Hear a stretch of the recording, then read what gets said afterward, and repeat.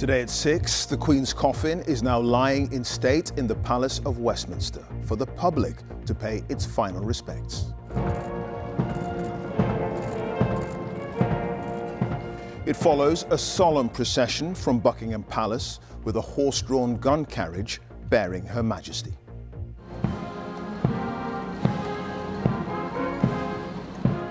Walking behind her children and grandchildren, as well as other members of the royal family led by King Charles.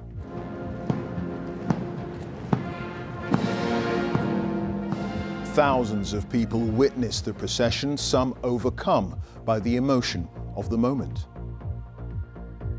And this is the scene at Westminster Hall, where the Queen's coffin will remain for 4 days before her state funeral next Monday. As many as 400,000 people are expected to file past the coffin in a final act of mourning. It'll be kind of a good closure then as well to just see her, you know, and also just to, I don't know, give something back. Also on the programme, President Zelensky visits his troops after retaking thousands of square miles of territory from Russian forces. And the rate of inflation dips slightly, but the worst may still lie ahead.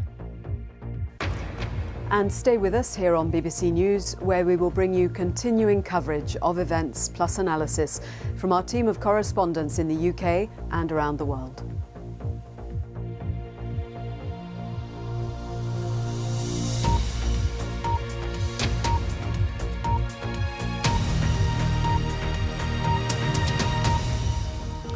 Good evening. The Queen's coffin is now lying in state in the Palace of Westminster after a final journey from Buckingham Palace witnessed by tens of thousands of people along the route.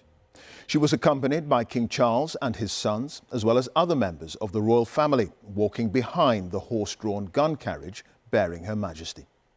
The coffin, draped in the Royal Standard, will now lie in state in Westminster Hall for the next 4 days before a state funeral. In the last hour, members of the public have been allowed to file past to pay their respects. Our royal correspondent Nicholas Witchell has been following the day's events.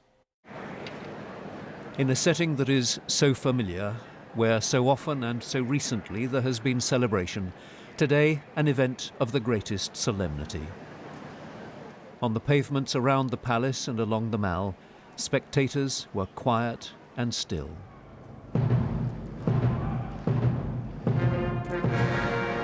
At 22 minutes past 2, the cortege stepped off. A field gun sounded, and the great bell known as Big Ben tolled.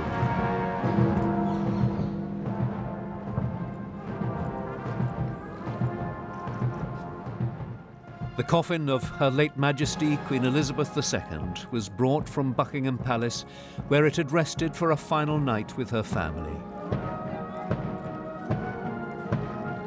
The coffin was borne on a gun carriage.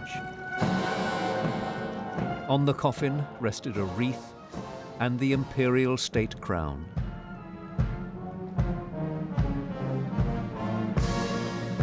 Walking behind the coffin, the King, with his siblings, the Princess Royal, the Duke of York, who was not in uniform, and the Earl of Wessex.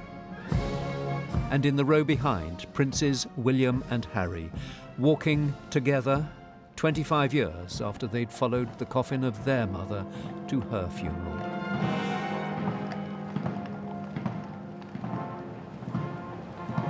The military detachments marched with their arms reversed. The cortege passed along the length of the Mall, dressed on either side with Union flags. As the coffin went past, from spectators, respectful applause.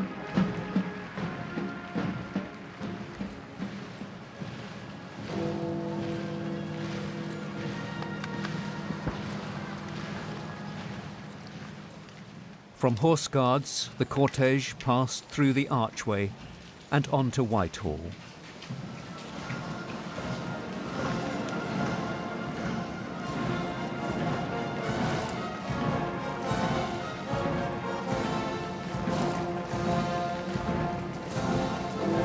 On past the cenotaph where for so many years as Queen she had led the nation's mourning. Now that nation with others mourns her.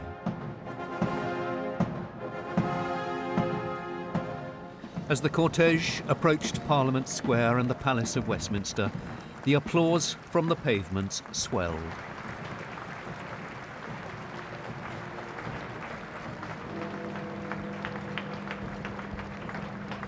Many of those who were watching had travelled from afar, feeling an overwhelming obligation to be present, each wanting to be part of this moment in the nation's history and leaving with a precious memory.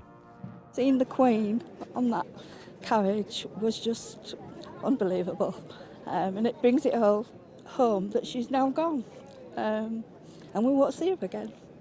I definitely felt personally touched. It was a very memorable experience and a memory that I'll cherish. I have to be honest, I was so focused on the coffin that I didn't actually end up seeing the royals following her behind, because I was just, wanted to see the Queen go. Outside Westminster Hall, the bearer party from the Grenadier Guards took the Queen's coffin on their shoulders.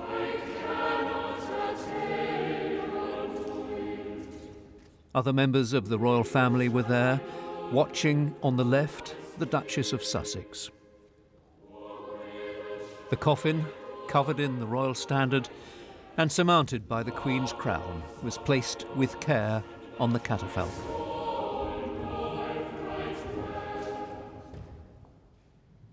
O God, the Maker and Redeemer of all mankind, grant us, with thy servant Queen Elizabeth and all the faithful departed, the sure benefits of thy Son's saving passion and glorious resurrection. For the royal family, it's clear that the loss of the Queen is still being felt keenly. For all the stoicism, that quality that she represented in abundance, it's plain that some, the blood family and those who knew her over the years, are feeling very real grief. But now the late Queen has one final duty. Into Westminster Hall came the first watch of the vigil. The ceremonial bodyguard of the monarch and officers from the household cavalry, who will stand at the 4 points of the catafalque as the lying in state begins. And the people of Britain and beyond have their chance to pay their final respects to their late Queen. Nick, the scenes today have been quite extraordinary. So many people stretching for miles wanting to say a final goodbye.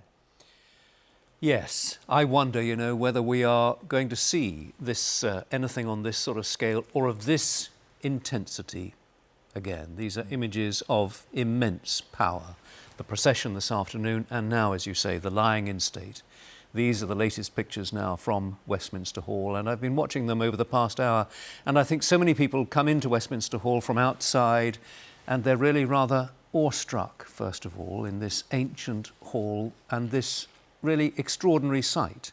The raised catafalque, the coffin, the imperial state crown, and the yeoman warders or the gentlemen at arms and the household cavalry with their heads bowed and their arms reversed. And there are young people, there are people, I think we can say, from every walk of life. There are people from, I imagine, from around the United Kingdom and from beyond. And people are bowing, some of them are saluting, some of them are weeping. And every one of these people, we know that they've queued. The queue at the moment, I think, is nearly 3 miles long. Every one of these people, every individual on a private and personal mission to pay their respects. Indeed. Nick, many thanks. Nick Witchell, our royal correspondent. Well, let's get more now on the crowds queuing to file past the Queen's coffin in Westminster Hall. Rita Chakrabarti is outside the Palace of Westminster for us this evening. Rita. Clive, I'm here in Victoria Tower Gardens, which is just next to the Palace of Westminster and to Westminster Hall, where, as Nick Witchell said, the Queen's coffin is lying in state. And this is the final section for the long queues of public mourners, which stretch back as far as the eye can see. It's such a British sight in a way, given our nation's fondness for queuing. Well, these people will have been waiting for many hours, but there's only patience and good humour. And the people behind me should be able to get into the security zone they'll have to go through soon. Our correspondent Lucy Manning has spent the day speaking to some of those who've been lining up to pay their respects. Traditionally British, the Queen and queues, stretching miles down the River Thames, past the Houses of Parliament, the London Eye, towards Tower Bridge. In its own way, magisterial, across the riverbank where the Queen lies in state. We first met Vanessa on Lambeth Bridge on Monday. She has been here ever since, more than 50 hours, number one in the queue. I'm happy that I'm going to be the first person when they're going to be opening the Westminster Hall to pay the respect. But it's going to be a sad moment. And when you get in now, what do you think your thoughts will be? I don't know what to expect, saying some prayers in my heart for her peaceful rest and to say thank her for her great service. Those at the front had camped overnight, braved the heavy rain and cold last night, but they have formed a community, good spirits, all with one aim, to have the chance of a final goodbye. Number 22 in the queue, 85-year-old Michael slept here last night, waiting 27 hours. Because she's lovely. And I'm in love with her. I think everybody is. She's amazing, that woman. There'll not be another one like her. What do you think your thoughts will be when you finally get to file past the coffin? I'll probably get very upset. I am now. I'm feeling emotional. She means a lot to us. Aisling, a former army major, and daughter Rosie joined the queue at 7 this morning. And why did you want to come down today, Rosie? Because I think it's good we say goodbye to the Queen before she goes up there. I think it's really important for history to be tangible. I think the memory of being here and doing something as important as the lying in state will just, is something worth sitting around and queuing for. Bless these people in the queue. Help them to keep warm. On his way to pray with the royal family, the Archbishop of Canterbury stopped here. When Churchill lay in state in 1965, one writer described how there were now two rivers in London. One is made of people, he wrote. Nearly 60 years later, that river has returned and it will flow 24 hours night and day until perhaps up to 500,000 people have had their moment in front of the Queen's coffin. At 4 o'clock, an hour before the doors opened, they let the crowd stream across Lambeth Bridge towards Westminster Hall. The queue can stretch for 10 miles. So far, it's nearly a third of its full length. It is moving well, though. And the public were finally allowed in to see their Queen. Vanessa was the first to pay her respects. Michael not far behind. After their long wait, some short moments of reflection. After all, how do you contemplate what the Queen has done? Her Majesty back with her people. Lucy Manning, BBC News. Well, perhaps unsurprisingly, Transport for London is warning of an unprecedented pressure on the capital's public transport system as hundreds of thousands of people descend on London to pay tribute to the Queen and to be here, caught up in the emotion in the run-up to Her Majesty's state funeral. Our correspondent Jeremy Cook has been talking to people who've travelled from far and wide to witness this historic occasion in person. Up on the farm in Weardale. They've eaten all me red, white and blue flowers. Anita's total dedication to the monarchy. A little shrine at the moment for the condolence book. Is the stuff of local legend. It's who I am, it's part of my life and it does define me. My obsession with the history of the monarchy, it really does. It's 260 odd miles to London. No problem. I will be waiting in that queue. Mind, I need to take a good coat because it's freezing in London on a night. It's colder than Towler. In this corner of England, it's a magnet for royal fans, and now the starting point for the journey south. Lewis is 13 years old. I've never been to London before, and I didn't really want to go this way, but I always said I will be at the Queen's funeral whenever she does eventually pass on, and I'm going to keep that promise. In Hull, the planning feels like a military operation. 8:34 in the morning is the train, so basically we want to be there about 8 o'clock, don't we? Whatever happens, we've got to... Veterans preparing their trip. Them tubes are going to be full of people, aren't they? We've got to try and stay together. To honour the Queen, they proudly served as their Commander-in-Chief. The Queen is the gaffer, if you like. The Queen is the boss. We need to go. We need to stand there and say, look, we're your mum. We're with you. The Forces family are going back down to say to the Queen, we're here for you, and this is our goodbye to you. We're going to represent every veteran that can't get down there. Yeah, and we will say goodbye on their behalf. Anita's already on the train. A long journey ahead. Time to reflect. The last trip to see the Queen.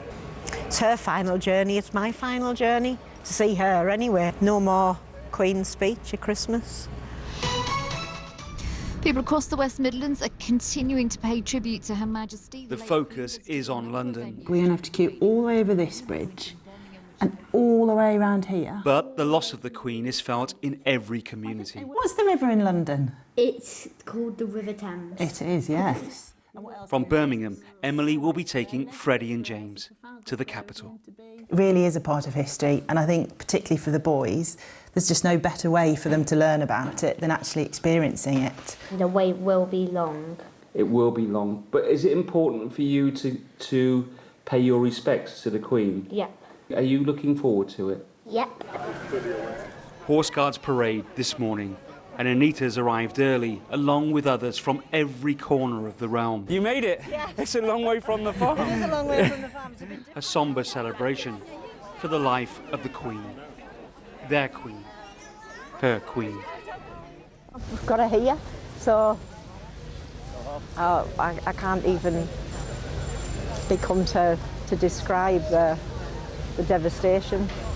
Jeremy Cook, BBC News.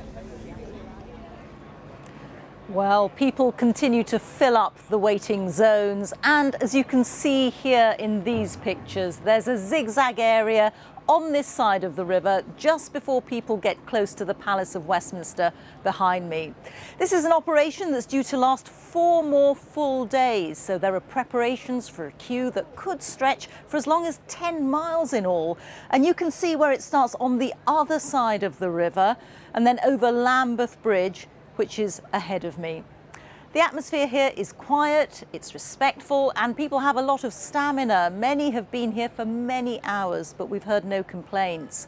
For people here, it's a sacrifice that they are willing to make to be part of this momentous national occasion and to say a final farewell in person to the Queen. Well, I'll be back with you later in the programme, but for now, let's return to the studio.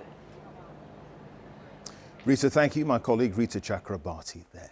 So, what should people who joined the queue expect? Well, the lying in state began a little over an hour ago and will continue round the clock until 6:30 next Monday morning, the day of the Queen's funeral. The queue is expected to stretch for several miles from the Albert Embankment following the River Thames through to Southwark Park.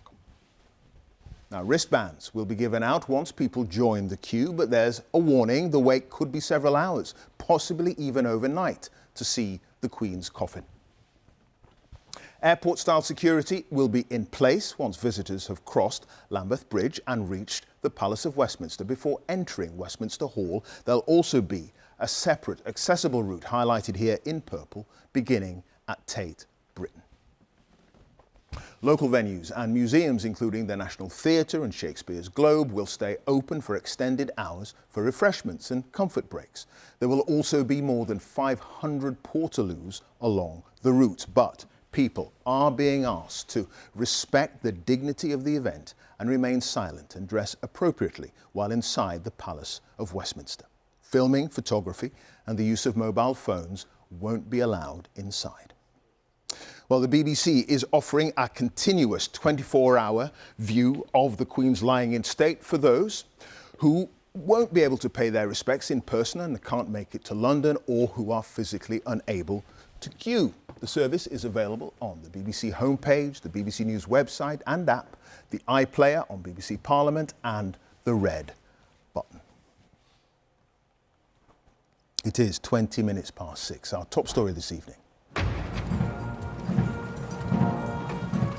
Queen Elizabeth is lying in state after being escorted from Buckingham Palace by King Charles and other members of the royal family walking behind her coffin.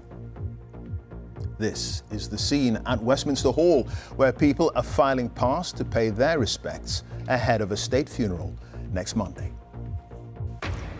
And stay with us here on BBC News, where we will bring you continuing coverage of events plus analysis from our team of correspondents in the UK and around the world.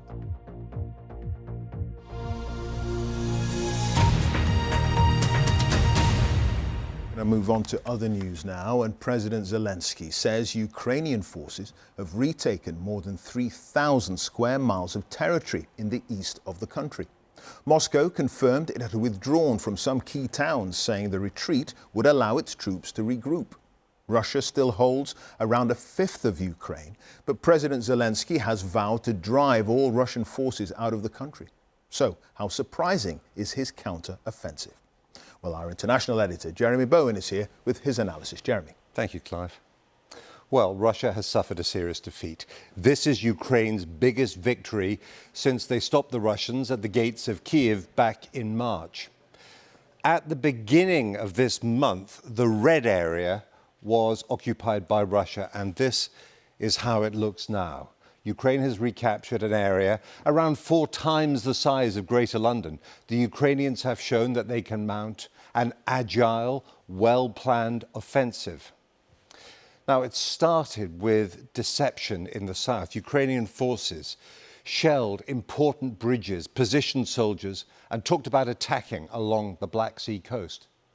The Russians took the bait, moving some of their best units into the area. So Ukraine sacrificed one military virtue, surprise, to gain it in the far north. When they attacked near Kharkiv, thin Russian defenses broke.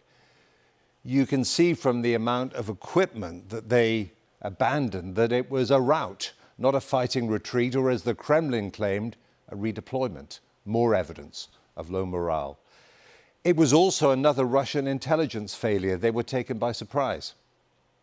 In contrast, NATO, especially the US, has given Ukraine the edge in intelligence, with real-time information and the weapons to exploit it. Satellite-guided missiles have destroyed distant Russian command centers and supply dumps, eroding Russia's already inadequate capacity to run the war. Ukraine's President Zelensky has been touring some of the recaptured territory. He needed a victory to show less hawkish NATO allies that new Western weapons might even win the war. He wants more of them, and soon. Russia still occupies around 20% of the country, including areas it seized in 2014, circled here in black. President Putin will not consider himself beaten. He will try to hit back hard. He might issue more nuclear threats, which it would be foolish to ignore. On the front lines, it looks as if the Russians are not clear what they're fighting for. Ukrainians have no doubts. For them, it's all about national survival. Clive. Jeremy, many thanks. Jeremy Bowen, our international editor there. Now, the rate of inflation has dipped slightly, driven by a fall in the price of petrol and diesel. Official figures show the rate at which prices are rising is down from 10.1% in July to 9.9% in August. Our economics editor, Faisal Islam, has the very latest. For once, not all prices are surging. For this Essex food and drink retailer, however, there is little respite. Her cost of delivery alone is now £14 rather than £8, and that's just for sending 2 bottles of her locally sourced drinks. It's an absolute welcome relief to have a small decrease in the cost of fuel, but actually it isn't making that much of an impact because we've had to put up with that increase for so long that it's had a cumulative effect. I think the impact is devastating. We are all fighting to survive, and in the past few months alone, we've seen so many small businesses go under. While prices in supermarkets, clothes shops and factories kept inflation close to its 40-year highs, the impact of the fall in world oil markets made up for that. The dip in inflation was driven by petrol prices falling 7.5% over the month of August, or 14 pence a litre on average. But food prices, especially milk, cheese and eggs, were up 1.5% just in the month, the worst August in 27 years of this measure. Just a few weeks ago, the forecourt signs were displaying a price of close to £2 per litre for petrol. A reminder that these things do come down eventually, but that isn't happening across the economy. Indeed, especially not for crucial commodities such as food and domestic energy bills. So although we are closer to the peak than many had forecast, we aren't there yet, and inflation overall remains very, very high.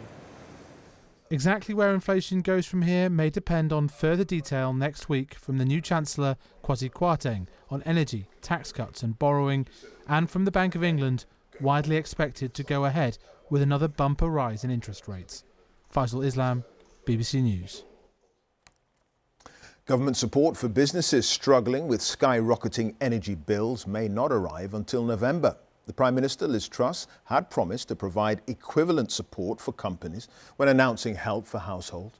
But how the scheme will work hasn't been made public. Our business editor Simon Jack is here. Simon, it is proving terribly complicated working out a scheme for business compared to ordinary consumers. Yeah, there is no cap for business. There's no single unit of cost for gas and electricity to generate an overall bill that you would charge to everyone. And because there's no cap, there's no date when people start paying new bills. Some people on long fixed-term contracts, some big businesses have their own energy buying arms. So yes, very difficult to do, which is why we're not expecting any more detail till next week. That detail of the mechanism will be then go to the energy companies. They'll then talk to their customers to try and figure out what support they will get, which they may not get until November. So very difficult for businesses to get some visibility. And it's very important because the government has essentially written a blank cheque to protect consumers and businesses from these skyrocketing bills in order to prevent a recession. But it is very hard. And remember, the business protection will only last for 6 months rather than 2 years for households. Now, it is very difficult for a business to hire, to invest, to sign a lease, in short, to grow, which is what the government plan is, to grow the economy while you have this cloud of uncertainty hanging over them. Now, the business groups welcome the intervention, but say 6 months is really not enough for businesses to plan, and we need a long-term economic plan if businesses are going to help in the effort to stave off that recession. Sure. OK. Simon, thank you. Simon Jack, our business editor. Now, let's return to Rita with the crowds queuing to see the Queen's coffin lying in state at Westminster Hall. Rita. So many people here, Clive, and the queue is moving quickly, and I'm joined by 4 people who've been queuing for about 6 hours, haven't you? Penny, Katrina, Jack and Cam. Katrina, why are you here? Absolutely had to pay my respects to our dear departed Queen, and I came for the Queen Mother's lying in state and just felt I really, really had to come again. And I've been amazed, so lovely, meeting people in the queue. Never met before, and it's just been such a friendly atmosphere. So worthwhile. Definitely worth 6 hours. Cam, how have you found it? It's been very special. I lost my mum in May this year. I feel the sadness and the condolences for the royal family as a family. I just wanted to be here to pay my respects on behalf of my family. So and it brings back some of those feelings. Of course it does, everything. And I can see when King Charles is smiling, he has a moment, and then he sees the coffin, and I think that's when he crumbles. And that's special. Penny, what does it mean to you to be here? I couldn't have put it better than the other two, to be fair. I just had to pay my respects. I was brought up a few miles up the road from the Royal Sandringham Estate, so and I live here in central London now, so it just had to be done, pay my respects. She was a great lady. I was a Queen's guide. She's been a beacon to me all my life. And Jack, you're not very far from getting into Westminster Hall now. It's going to be an important moment. It's emotional. I think she's the greatest monarch we've ever had. I'd waited for a month to be honest. But yeah, she's amazing, and thoughts with King Charles. Yeah. Thank you all very much. And as they were saying, these are 4 people who've made friends today, and I expect that story will be replicated along the queue. Back to you, Clive. Indeed, Rita. Thank you for that. Rita Chakrabarti there. Those are the latest pictures we have from Westminster Hall. Now, time to look at the weather news. And Simon King is here. Hi, Simon.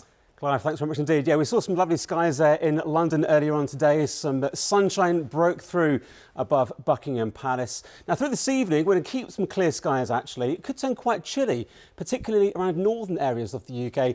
Just a bit of cloud coming in across eastern areas. Possibility of the odd shower there, but for most of us, it's going to stay dry. Temperatures holding up in double figures for England and Wales.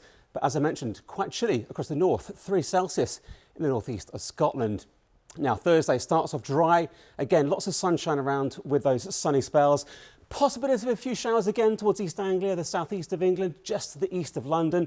Showers for Northern Ireland and across Scotland on that rather brisk northerly wind. Temperatures here, 13, 14 degrees. Still 17, 19 Celsius. Quite pleasant in that September sunshine during tomorrow afternoon. But it is set to get colder as we go through the next few days. Look at these blues here on the air mass. They're filtering down across the UK, so all of us will notice that chillier feel. Quite a chilly start on Friday morning. Temperatures again down into single figures for many of us, just about double figures in the far south. But certainly you'll notice that chill, especially around the eastern coast of Scotland, eastern England, that rather brisk north-northwesterly wind. That'll bring some showers in across parts of Lincolnshire, down to the southeast of England. Otherwise, though, again, another dry day with some sunshine. Temperatures down to the southwest, 19 degrees, but look at that, 13 or 14 degrees along those North Sea coasts. And of course, London is the focus over the next few days. If anyone's coming to pay their respects, at least it's going to stay dry for the queue with some sunny spells. It will turn quite chilly, and especially overnight, quite chilly as well. And that's really the scene for many parts of the UK as we go through in the weekend, into Bank Holiday Monday, and for the state funeral. Clive. OK. Simon, thank you. Simon King. That's it. I'll be back at 10, but the news continues here on BBC One as we join our colleagues across the nations and regions for the news where you are. Have a very good evening.